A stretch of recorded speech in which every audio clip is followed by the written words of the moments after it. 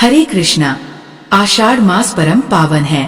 यह मास न केवल व्रत, उपवास और तपस्या का महीना है, अपितु भगवान श्रीहरि के विशेष कृपा पात्र भक्तों की लीलाओं से भी यह मास परिपूर्ण है। आज की कथा BRS ज्ञान चैनल के डे 10 की श्रृंखला में आपको एक ऐसे रहस्य से परिचित कराएगी जिसे जानने के बाद शायद आप स्वयं को रोक न सकें और आपको प्रतीक्षा रहेगी उस अगले दिन की जब इसका अगला भाग आपको फिर भाव विभोर कर देगा। तो आइए आज की कथा आरंभ होती है एक ऐसे वचन से जो कभी टूटा नहीं और एक ऐसे योगी से जिसकी प्रतीक्षा स्वयं भगवान जगन्नाथ करते रहे। बहुत समय पहले की बात है, समय जब कलयुग का आरंभ ही हुआ था और धर्म अधर्म से जूझ रहा था। नर नारी की चित्त वृत्तियां डगमगाने लगी थी, पर एक स्थान ऐसा भी था जहाँ न तो लोभ था न मोह। वह स्थान था नीलांचल, वही क्षेत्र जहाँ आज श्री मंदिर स्थित है, जहाँ भगवान जगन्नाथ, बलभद्र और सुभद्रा जी अपने भक्तों को दर्शन देते हैं। उस समय पुरुषोत्तम क्षेत्र के समीप एक विशाल वटवृक्ष के नीचे एक तपस्वी साधना में लीन था। शरीर हड्डियों का ढांचा बन चुका था, किंतु मुखमंडल तेजस्वी और नेत्र मानो अग्नि की ज्वालाएं हों। किसी को नहीं पता वो कौन है, कहाँ से आया है, क्या नाम है उसका। गांव वाले उसे मौन तपस्वी कहते थे। उसने वर्षों से किसी से एक शब्द भी नहीं कहा था, न भोजन मांगता न जल, केवल ध्यान, केवल भगवान। कोई उसके पास जाने का साहस न करता। पर एक दिन आषाढ़ मास की एकादशी की रात्रि कुछ ऐसा हुआ कि संपूर्ण ग्राम स्तब्ध रह गया। उस रात्रि बिजली नहीं चमकी, पर आकाश मानो लाल हो गया। शेरों की दहाड़-सी गर्जना गूंजी और उसी क्षण गांव के मुखिया के पुत्र की आंखों में एक स्वप्न कौंधा। यदि तुमने उस तपस्वी को जल नहीं पिलाया तो तुम्हारे कुल का नाश निश्चित है। डरते डरते वो बालक गया दोने में जल लेकर। जैसे ही उसने वटवृक्ष के नीचे जल रखा, तपस्वी ने पहली बार आंखें खोली। बालक भयभीत हुआ, पर वहीं ठिठक गया। तपस्वी ने धीमे स्वर में कहा, भगवान स्वयं पधारने वाले हैं, पुरुषोत्तम आ रहे हैं, आषाढ़ शुक्ल द्वादशी को। ये सुनकर पूरे गांव में खलबली मच गई। कौन है ये पुरुषोत्तम? भगवान जगन्नाथ? लेकिन वे तो मंदिर में है ना? तो फिर यहाँ किस रूप में आने वाले हैं? कोई नहीं जानता था। एक दिन बीता, फिर दूसरा, और जब द्वादशी आई तब ग्राम के सारे लोग उस वटवृक्ष के समीप एकत्र हो गए। तपस्वी पुनः ध्यान में लीन था। आकाश में विचित्र संगीत गूंजने लगा, पर कोई वाद्य यंत्र नहीं था। फूल बरसने लगे, पर कोई हाथ नहीं था।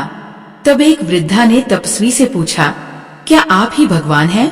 तपस्वी ने मुंह में 2 शब्द कहे, वो आ गए। लोग चकित थे। कहा है भगवान? हमने तो कुछ देखा नहीं। तभी अचानक गांव की नदी, जो वर्षों से सूखी पड़ी थी, जल से भर गई।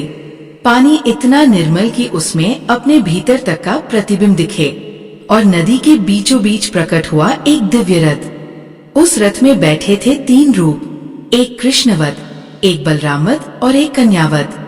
रथ आकर रुका ठीक उसी वटवृक्ष के समक्ष। तपस्वी ने उठकर रथ की ओर देखा और विनम्रता से झुक गया। स्वागत है प्रभु। सभी स्तब्ध रह गए। पर ये कैसे संभव है? भगवान तो श्री मंदिर में हैं, तो ये कौन? वृद्ध तपस्वी ने तब सबको बताया, भगवान हर स्थान पर होते हैं, पर जब कोई उन्हें पूरे मन, पूरे प्रेम और संकल्प से पुकारता है, तब वे वहां आते हैं जहां मंदिर नहीं मन होता है। तब बालक ने पूछा, क्या आप हमें अपना नाम बताएंगे?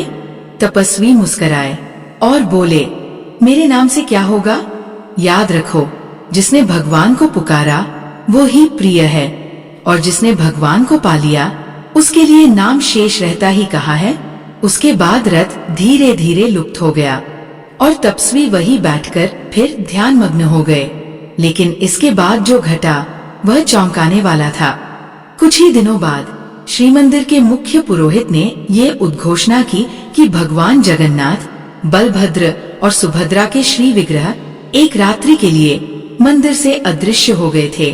किसी को कुछ ज्ञात नहीं था, कोई चोर, कोई आंधी, कुछ भी नहीं, पर उनकी मूर्तियां अपनी जगह नहीं थीं। और ठीक उसी दिन और उसी समय जब गांव वालों ने उन्हें वटवृक्ष के समीप रथ पर देखा था, क्या ये केवल संयोग था या कुछ और? कोई उत्तर नहीं मिला। वृद्ध तपस्वी अंततः एक दिन ध्यान की मुद्रा में ही शरीर त्याग गए, पर उनके स्थान पर एक दिव्य ज्योति बनी रही, जो आज भी कभी कभी उस वटवृक्ष के पास दिखाई देती है, विशेषकर आषाढ़ मास की द्वादशी की रात्रि को। कई लोगों ने वहां जाकर तप किया। कुछ को दर्शन हुए, कुछ को संकेत और कुछ को मौन आशीर्वाद। पर जो भी वहां गया वह लौटते समय केवल एक ही बात कहता था, यह पुरुषोत्तम क्षेत्र का रहस्य है, जो केवल भाग्यशाली को अनुभव होता है और जिसे शब्दों में बांधा नहीं जा सकता। आज भी आषाढ़ मास में एक विशेष परिक्रमा होती है, जिसे केवल वही कर सकते हैं जिन्हें भगवान स्वयं बुलाते हैं। और कहा जाता है, जो उस दिव्य परिक्रमा को पूर्ण करता है उसे 3 जन्मों के पापों से मुक्ति मिल जाती है, चाहे वह किसी भी योनि में क्यों न हो। तो अब प्रश्न उठता है, क्या वह वृद्ध तपस्वी स्वयं भगवान थे? क्या तीनों स्वरूपों ने पुरुषोत्तम क्षेत्र में पुनः अवतार लिया था? क्या वह दिव्य रथ किसी और काल की यात्रा करके आया था? इन प्रश्नों का उत्तर जानने के लिए अगली कथा तक प्रतीक्षा कीजिए, क्योंकि अब हम प्रवेश करेंगे उस रहस्य में, जहां भगवान जगन्नाथ स्वयं स्वप्न के माध्यम से एक योगिनी को प्रकट होकर वो संकेत देते हैं, जो इस धरती पर एक अद्भुत भविष्यवाणी का उद्घाटन करता है। और तब आपको ज्ञात होगा कि भगवान ने किसे चुना है अगली रथ यात्रा की तैयारी के लिए, और क्यों वह साधारण नहीं, एक विलुप्त वंश की कन्या है। तो जुड़े रहिए BRS ज्ञान के साथ और अगली कथा के लिए तैयार हो जाइए, जहां केवल भक्ति नहीं, एक अद्भुत चमत्कार आपका स्वागत करेगा। हरे कृष्णा।